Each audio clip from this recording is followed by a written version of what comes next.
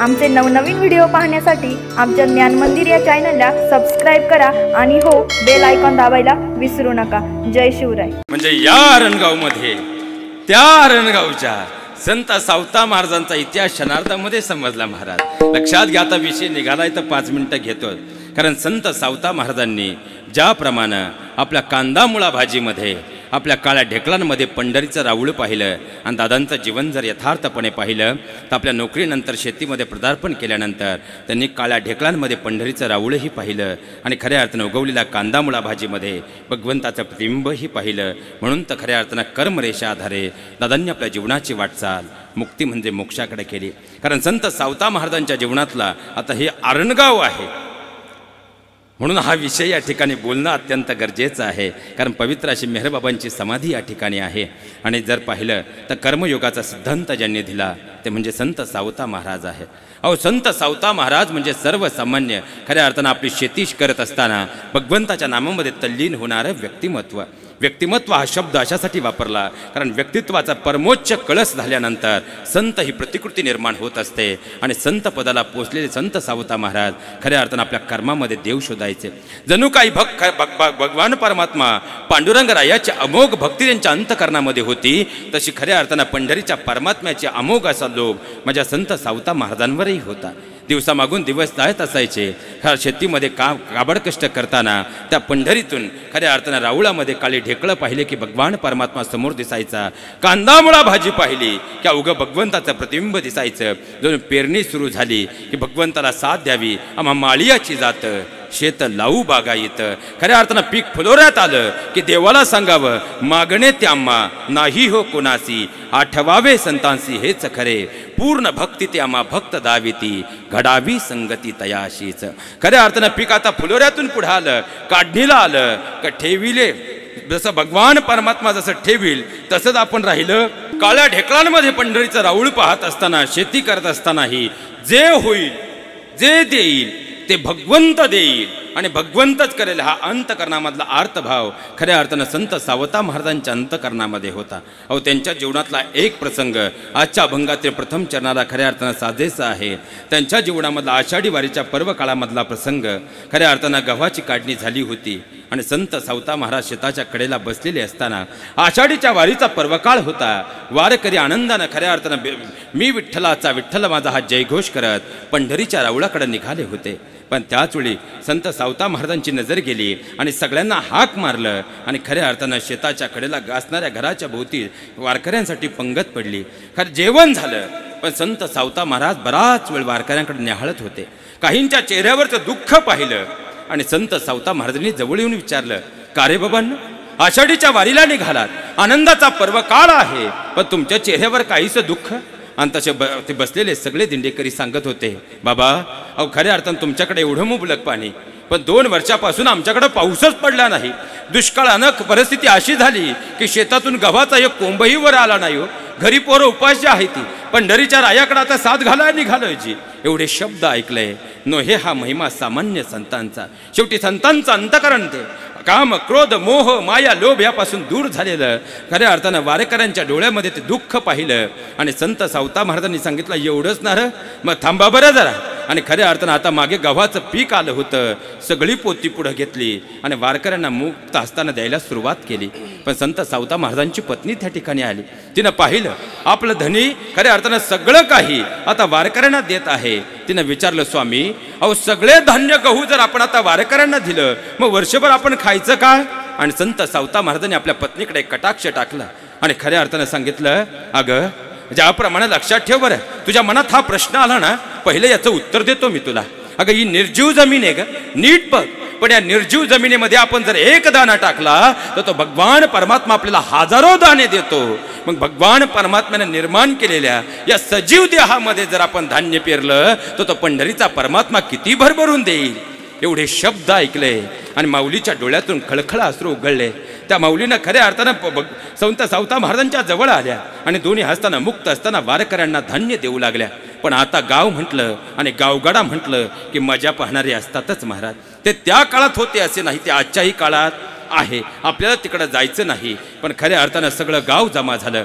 संत सावता महाराज देत होते आणि गावातली कुटाळ मंडळी पाहून मात्र हसत होतं. कोणी कोचेष्टा करत होतं, कोणीतरी मागून टोमणे मारत होतं. पण संत विरक्त अवस्थेला असतात. शांतपणे माझे संत सावता महाराज आणि त्यांची धर्मपत्नी सगळे काही धान्य वारकऱ्यांना आनंदानं देऊन टाकत होते. शेवटचा दानाही राहिला नाही, पण संत सावता महाराजांच्या चेहऱ्यावर मात्र पूर्णतः समाधान होतं. सगळं धान्य दिलं आणि आता गावातली लोक कोचेष्टेनं सांगत होती, आता काय खाशील बरं. पण आता मात्र लोक फक्त वेळ आली की मजा पाहिला असतात, पण वेळ आल्यावर मात्र कधीच उभे राहत नाही. कारण समाजाचं काय घेऊन बसले. एखाद्याची तब्येत असेल तर त्याला खऱ्या अर्थानं जेवून जेवून जाड झालाय असं म्हणतील, आणि एखादा वाळका असेल ना त्याला खायला मिळत नाही म्हणतील. एखाद्याने आयुष्यात चांगली प्रगती केली तर मी सहकार्य केलं म्हणतील. एखादा जर माघारी आला तर माझं ऐकलं नाही म्हणतील.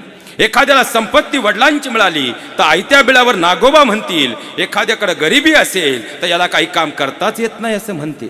समाजाचं काय आहे, समाज बोलणारा असतो. संत सावता महाराजांनी आपल्या धर्मपत्नीला घेतलं, घरात आले. पाहता पाहता 15-20 दिवसांचा कालखंड निघून गेला. आता पेरणीचा काळ आला होता. आषाढीवरून वारकरी आता परतत होते आणि पावसाची रिमझिम थांबली होती. आता मात्र खऱ्या अर्थानं धान्य पेरायचं मनाशी बेत झाला होता, पण घरात मात्र धान्य होतच कुठं. म्हणून संत सावता महाराज निघाले, गावात आले. सगळ्यांना सांगितलं, मला उस्त धान्य द्या बरं. धान्य झालं की डबल शेअर पावलीला देऊन टाकेल. पण गावातली हसणारी लोक मात्र आता कुचेष्टेनं आणखी हसत होती. प्रत्येक जण पाहायचा आणि सांगायचा, देताना बरं वाटलं ना, आता आमच्याकडे धान्य नाही, आम्ही देणार नाही. पण त्यातही एक टवाळखोर गँगचा मोठा लीडर होता. त्यानं बाजूला असणाऱ्या पिशवीत सगळे कडू भोपळ्याचं जे बी होतं ते घेतलं आणि संत सावता महाराजांकडे दिलं आणि सांगितलं, सावता हे कडू भोपळे पेर बरं. हे कडू भोपळे तुला भरपूर होतील. वर्षभर 2 वेळेस जेवण तुला भाजी करून त्याची खाता येईल. संत सावता महाराजांनी कटाक्ष टाकला. हे काही शब्द न बोलता त्यानं दिलेले ते कडू भोपळ्याच्या बिया घेतल्या आणि आपल्या शेताकडे आले. पाहता पाहता दुसऱ्या दिवशी सकाळीच झुपलं आणि खऱ्या अर्थानं त्या कडू भोपळ्याच्या बिया पेरायला सुरुवात केली. आता मात्र गाव मोठ्यानं हसू लागलं. वेळ निघून गेला, दिवस सरत गेले. भगवंताचं नामस्मरण करावं, दुसऱ्याच्या शेतावरही थोडं काम करावं, आपल्या शेतावर यावं, समोर पाहावं आणि भगवंतानं दिलेलं हे कडू भोपळ्याचं पीक आनंदानं पाहावं. पण महाराज महिमा पहा, आता भोपळे जसे वाढू लागले बिना खत घालताही. कारण आता आम्ही रासायनिक खतांचा एवढा वापर केला आहे, त्यामुळं अहमदनगर आणि पुणे जिल्ह्यामध्ये सर्वाधिक कॅन्सरचे पेशंट या 1.5 वर्षापासून वाढलेत. पण त्या काळामध्ये अशी रासायनिक खतं नव्हती. पाहता पाहता तुकोबांच्या शेतातल्या कडू भोपळ्यांचा आकार एवढा मोठा झाला की एका भोपळ्यात एक माणूस बसेल एवढे मोठमोठे भोपळे झाले. आता लोक पाहू लागले. दिवसामागून दिवस जात होते. आता एक दिवस संत सावता महाराज शेताच्या कडेला बसलेले असताना भाजी काय करावी म्हणून खऱ्या अर्थानं बाजूला असणारा एक भोपळा तोडला आणि तो भोपळा आपल्या घरी घेऊन आले. खऱ्या अर्थानं माऊलीनं तो भोपळा घेतला. भाजी करायचं, भगवंताच्या नामाचा अंतकरणात टाहो चालू होता आणि तो भोपळा जसं खऱ्या अर्थानं त्याचा देठ काढायला विळा चालवला. अहो काय आश्चर्य व्हावं. खऱ्या अर्थानं देठासह वरचा भाग बाजूला झाला, पण आतून मात्र गव्हाची राशी उन्मळून बाहेर पडू लागली. आता एक माणूस बसेल एवढा मोठा भोपळा आणि तोही गव्हानं भरलेला. भगवंताच्या नामाचा जयघोष करत माऊलीनं त्या दिवशी खऱ्या अर्थानं पुरणपोळीचा स्वयंपाक केला. पण गावापर्यंत बातमी पोचली. आता गावातली जी लोक चेष्टा करत होती हे चोरून भोपळे न्यायचे आणि देठ काढून पाहायचं. कारण ही पण एक टोळी राहते, नवीनच टोळी आली आहे, ते आताही आहे. ते हळूच चोरून येते, त्याला मागून न्यायची लाज वाटते. ते हे चोरून निघून खऱ्या अर्थाने विळ्यानं बाजूला केलं, गहू बाहेर यायचे. आता पाहता पाहता लोकांना प्रश्न पडला होता, एक माणूस बसेल एवढा भोपळा आणि सावताचं सगळं शेत भरून आलंय, एवढे भोपळे ठेवील कुठं. आता प्रश्न पडला, एवढे गहू ठेवील कुठं. 2 प्रश्नातलं खऱ्या अर्थानं अंतर पहा महाराज. लोकांच्या मनात प्रश्न होता, म्हणजे सर्वसामान्य तुमच्या माझ्या जीवांमध्ये प्रश्न होता की सावता भोपळे ठेवील कुठे. भगवंताच्या भक्तीवरचा सावता महाराजांचा विश्वास होता. आता एवढं धान्य ठेवावं कुठं. आपुला तो एक देव करून घ्यावा, तेने विना जीवा.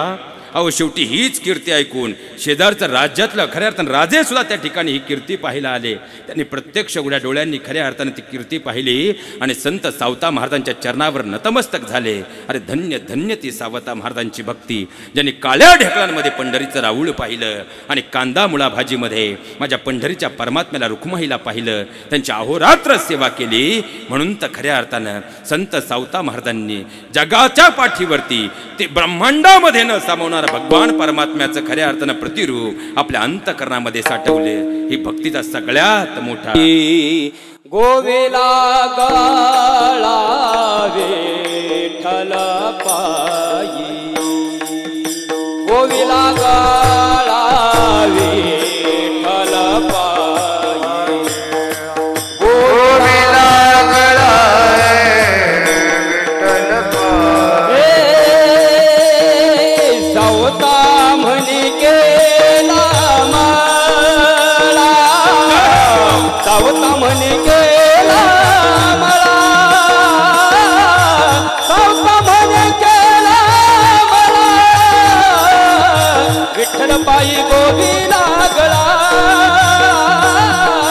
विठ्ठल पायी गोविला गळा, सावता म्हणी केला मला, विठ्ठल पायी गोविला गळा, विठ्ठल पायी गोविला गळा.